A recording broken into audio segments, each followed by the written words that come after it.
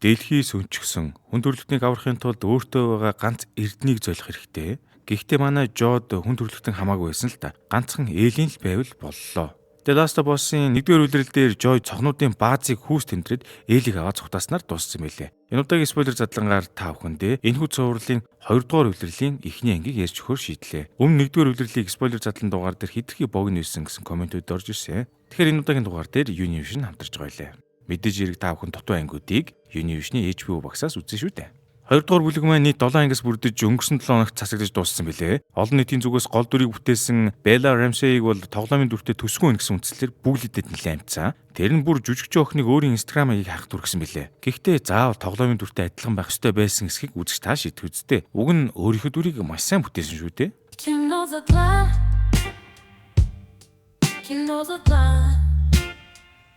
За ингээд 2-р бүлэг маань эхэлж шин дөрүүд зөндөө орж ирв. Цогнуудын бүлгээс үлдсэн манай эд Жогийн араас мөш өсөөрл.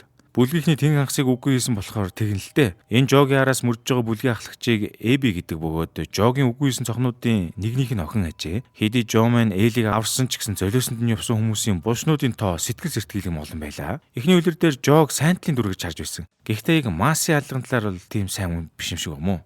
Үзэгд солигдож 5 жилийн дараах руу дүрс шилжлээ. Нэг ах Элийг барьж аваад саваад байж гэнэ. Нэгмэтсэн Эли маань нөгөө гарыг нь өччихсөн их л урдан байрлалаас олчлоо. Угаасаа энэ Эли ч одоо жаахан ч гэсэн нэлээ хэрсүүлдэ. Тэгээд нөгөө нянчилжсэн хүнийхээ ясыг ухлаа шахлаа. Элигийн найз нь орж ирж арай хийн зогсов. Тэгсэн тэр найз нь тэр гарыг Элийг зөөлөн цохиороо гэж загсан юм байна л да. Энэ Элигийн дургуг үргэнэ. Угаасаа Эли минь өөрийн дутуу үнэлэхэд юунаас илүү дургуун болохоор хамаг уурыг нь дүрлцүүлчихнэ л дээ. Жо Эли хоёр Томигийн амьдрдаг суурьнд амьдралаа залгуулж байгаа юм байна. Энэ суурьнд болохоор хүн болгон өөрийн гэсэн дааж авсан ажилтай тэрийгэ хийж амьдралаа залгуулдаг гэж. Гадаа зөндөө цастай өнөөдөр шинэ жилийн үдшилттэй гэсэн мэдээтэй байгаа юм байна.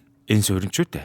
Жо маань харин 5 жилийн дотор өвөө төрхөнд орчихжээ. Уг нь 1-р үлрэл дуусахад ийм байгаагүй л дээ. Амьдрал Жог арай л амар идлээд байна уу та. Жо маань угаасаа гарын өвс сайтай мөн энд цаглагын эд хэрэгслийн засварчин болсон юм уу гэлтэй байна. За тэгээд Элигийн найз Жо дээр ирчихсэн шалгаагаа сууж байна. Эли Жо хоёр хоорондоо маргалцсан юм байх уу.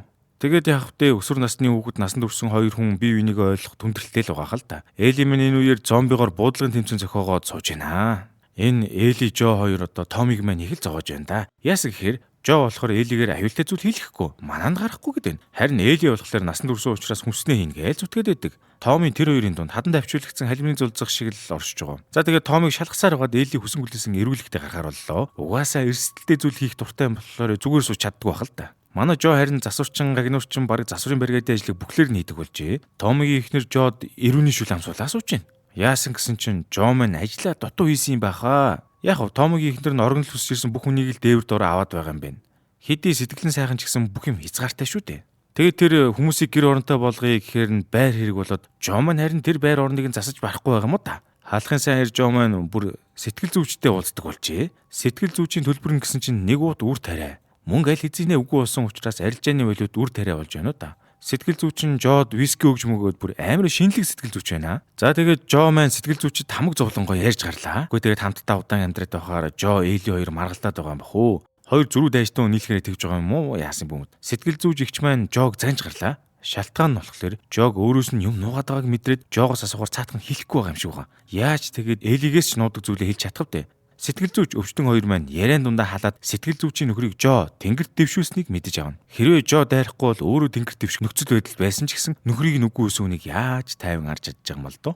Чамайг харах болгонд миний уур хүрдэг гэж сэтгэл зүйч маань сэтгэлийнхээ үгийг хэлвүү яав. Тэгээд сэтгэл зүйч маань үргэлжлүүлээ хэлж байгаа. Би чамд хамаг үннээ хэлчихлээ. Одоо чи үннээ хэлээ гэдэл. Жо маань харин бүр сонь царайлчихсан. Гэхдээ нөгөө сэтгэл зүйч нь бүр Жог ухаж түнхээд бүр болохоо байлаа. Бүр Жогоос ингэж асууж байгаа. Чи Элийг яасан гэж асууж энэ. Манай Жог нэр үнэхээр муу хүн гэж хардаг байгаа юм л да. За тэгээд сэтгэл зүйчтэй уулзаад олигтой тайтгарч чадаагүй Жо маань явлаа. Эли маань харин бүр том болчихжээ. Бусад өсвөр насны хүүхдүүдэд эмх замбраагүй өрөөндөө өөрийнхөө дуртай хөгжмийг сонсноо. Элигийн маань ганц анд нь Эли дээр ирчихсэн түүнийг дагуулаа явчлаа. Сайн найз нь Элигийн хувцсыг янзлж өгөх үед энэ хоёр жаахан кемистри үүсээд байна уу да. Яагаад вэ?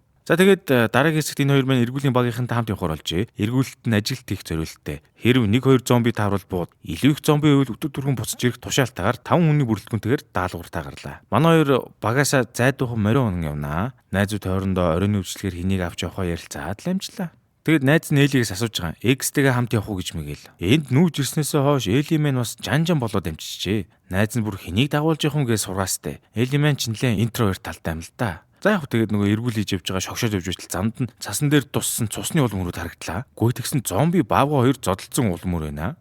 Зомбиг алгадуулчихсан. Баавга нь харин гизээ хөглөлчихсэн байна.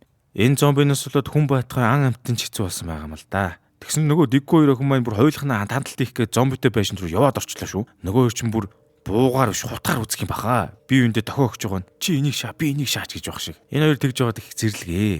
Гэхдээ яг тэгээд нөгөө зомбич мэдээж гараад ирэн тэгээд өөрөөсөө том зомбиг нэг утгаар л үгүй ичихлээ. Тэгж явж байгаад шалан цөмрөд доош умчнаа. Гай бол жинт нэг салгас үүр байгаа юм биш үсттэй. Буугаа зэнгэлсэн Эли мэн эргэн тойрноо тандаад явж байна. Нэг том яриад байсан Элиг мэн хөлх нь бараг буулаа. Гэтэл цаана нэг юм яалчгүй хөдлөөд өгдөг шүү. Яг юу вэ? Мөлхөөтж байх шиг. Хүнүү хөөрөө эн чинь одоо. Яасан ч эвгүй зомби вэ? Бүр манай Элигийн араас явж байгаад гинтүүлээ дайраад авлаа. Үгүй тэгээд нэг юм амжиж буудлаа шүү. Даанч Элиг мэн бүр хазаад амжичихжээ. Эргэж очиод харсан бүх юм бусдад ярьж байна. Ингээд нэгэн шин төрлийн ухаантай зомби үүсээд байгаа юм болоо да. Одоо байгаа ухаангүйдгээ яаяж байгаад бүр шинэ апдейт хийгээд гараад ирсэн байх чинь. За тэгээд томчууд нийлчихсэн юу хийх үү гэдэл хуралдаад байж байна. Бүр ийм ертөнцид хувь тавилантайгаа эвлэрч гисэн байдаг байна хөө. За тэгээд хуралдаад олигтой шийдэлч хүрсэнгөө. Ямар ч юм те. Ухаантай зомбины хандлагаар Эли мэн хазуулчихсан та. За тэгээд тэр хатсан эсрүүгөө хутга зоож үзэж байна. Нэг талаасаа зомбины халдвар таргаж юу гэж үзээд нөгөө талаасаа эдгэрээд үүсэх сорвиг нь зүссэн сорив шиг болгоод байна уу та. За тэгээд ийм ертөнцид амьдарч байгаа их юу хэсэг хийхвдээ. Элигийн амьдрал жигдрээд голдролтой оржээ. Ер нь тэгээд зомби гівэнд гараад ирнэ гэж айхгүй тайвшраад гоё л байгаа хэл та. Тэмдэглэлийн дэвтэр тээж болч. Тэр дэвтэр дээрээ тэмдэглээ сууж байтал Жо орж ирлээ. Манай Жо угаасаа жаахан төмс штэ. Тэгээ энэ хоёр маань ярина гэж хитгэн үг сольдог болж тээ. Хэг ёг гэд. Өмнө яриад байсан шинжлэх үйлчлэг эхэллээ. Нөгөө найз нь бүр тулцсан экстраверт болохоор хүн болгонтой бүжиглж гарнаа. Гэхдээ тэгээд тэр найз Элиг дуудаж гаргаж ирээд бүжиглээ тэрж мөрөө лаалж өглөө. Энэ хоёр ч одоо найзын хуваар бүжиглээд байна уу, хандралцаад байна уу? Гэхдээ тэгж байснаа бүр үнсэлцээд авлаа. Манай хоёрыг тэгснэ нэг хогшин ахгүй орилж байгаа зогсоогоо. Тэр нөгөө орилоод байгаа ахгүй нь болохоор Элирүү дарингаа алдаад. Тэгсэн чинь тэрийг харсан Жо уурлангуудаа шууд түлхэж унгаад болиуллаа. Тэгтэл энэ мүү далчисэн хүүр Эли чинь бүр ач мэдхгүй Жо гомтогоод явуулчлаа. Үгүй нэр ишиг томорхороо ихийгэ мөргөн гэдэг болж байна уу та. Үжлэгээ дуусгаад гэртээ харьтал Жо ганцаархнаа гитар тоглоосуу чинь. Тэгсэн Эли бүр мэдэлсэнчгүй чимээгүй гэртээ ороо явчлаа. Энэ хоёрын маань харилцаа их хөндий болж дээ. За тэгтэл гай газар дороос гахаа модон дотроос гिचэр цохны бүлгийнхэн манай хоёрын байгаа газрыг олжээ. За ерөнхийдөө ингэж 20 дугаар бүлгийн маань 1-р ангийн үйл явдал маань өндөрлөж байгаа. Манай Жогийн үйлдэл их маргаан дагуулдаг байгаа. Эхний бүлгийн төгсгөлд Жогийн үйлдэлсэн олон тооны аллаг Жо ойлоо хоёрыг 50 амдруулахгүй байсан юм шүү дээ. Жо тэрийг тооцоолоогүй гэж байхгүй дээ. Хамгийн харамсалтай нь Жогийн хүүс тэмтэрсэн хүмүүсийн дунд маш чадварлаг эмч болон эрдэмтэд байсан түүний үйлдэлийг илүү их сөрөг үр дагаварт хүрэхээр болж байгаа юм. Манай Жогийн зүгээс төрсөн охиноо алдсанаас хойш хинтэй ч сэтгэл зүгээрээ холбогдож байгаагүй байжээ. Охиноо алдсан травмон түүнийг ямар ч аргаар хамаагүй Элиг аврахад хүргэсэн юм болоо та. За цаашаага яг юу болох гээд байгаа юм бол доо. Энэ хоёр маань эвлэрэх болов. Өөр амар болох юм болов бүү мэдээ. Ингээ та бүхэндээ The Last of Us суурлын 2 дугаар бүлгийн эхний ангийг Univision-ийн HBO багцаас хүргэлээ. Бас энэ бүлгийн бүх анги нь HBO багцад орчихсон байгаа юм байна лээ шүү. Монгол үзэгчдийн хувьд зомбитэй кинонд нугасгүй хүмүүс олон байдаг та. Та бүхэн The Walking Dead, Game of Thrones зурлууд дуртай бол дараагийн үзэг зурвалч нь яалтчгүй The Last of Us гэж зөвлөе. Цөөхөн ангитай учраас нэг дор нь binge watch хийхэд яг тохиромжтой зурлал болохоор энэ амралтын өдөр дээр заавал үзээрэй.